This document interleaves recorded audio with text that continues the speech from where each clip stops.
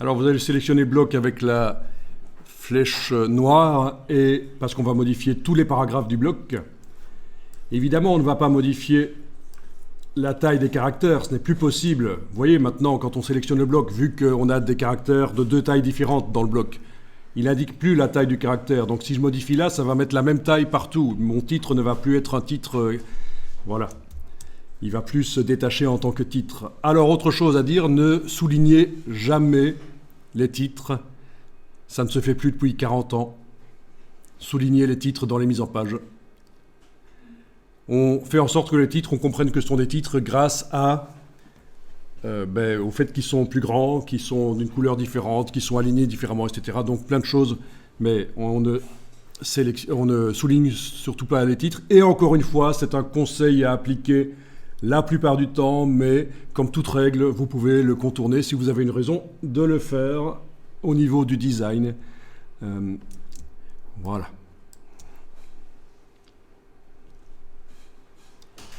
Et donc ici, on va enclencher l'approche métrique, optique à la place de métrique, excusez-moi.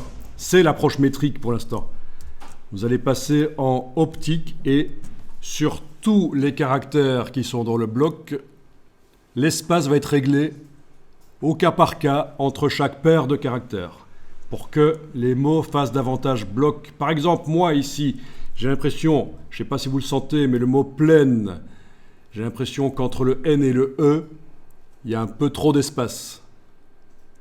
Normalement, si on passe en optique au lieu de métrique qui est juste le truc bêtement mathématique, eh bien, ça va régler tous les problèmes. Voilà, vous avez vu que ça a bougé un peu. Ça, c'est métrique, ça, c'est optique. Donc, ça, c'est un super conseil quand vous faites du texte dans un logiciel Adobe, que ce soit Photoshop, Illustrator, InDesign, enclenchez toujours l'approche optique. Et donc, vous avez ça aussi dans Photoshop et Illustrator, puisque le moteur typographique de InDesign a été intégré à Illustrator et Photoshop. Donc maintenant, la typographie, c'est aussi bon dans Illustrator et Photoshop. C'est juste pas adapté pour faire des longs documents. Mais pour faire des posters dans Illustrator, des flyers dans Photoshop, tout ça, ça marche. Si vous faites du texte dans Photoshop, il faut connaître l'astuce pour arriver à générer un fichier qui pourra être imprimé avec le texte net. Il faut juste enregistrer au format Photoshop PDF. Et alors, vous aurez dans votre PDF les pixels des images, qui seront des pixels bien sûr, mais par contre, le texte ne sera pas transformé en pixels, il sera super net. Donc, une astuce à noter, si vous faites du texte dans Photoshop, pour que le texte reste net dans le fichier, on enregistre au format Photoshop PDF, dans la liste des formats quand on fait enregistrer sous dans Photoshop.